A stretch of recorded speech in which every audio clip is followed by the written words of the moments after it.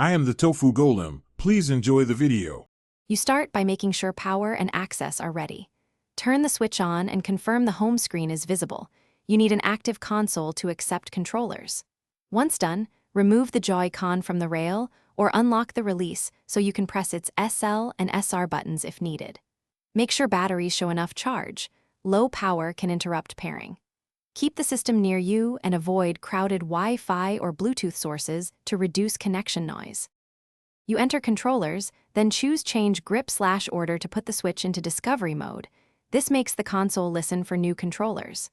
Next, press the small sync button on the Joy-Con once, located on the rail, then release. Hold it for a few seconds only if the console fails to find it. The on-screen controller icon will flash when the switch detects the Joy-Con, which confirms a successful handshake. If you see it, the system will assign a controller slot automatically. You finish by testing buttons and sticks, so the switch knows the Joy-Con is paired and responsive. Press a few inputs and return to the home menu.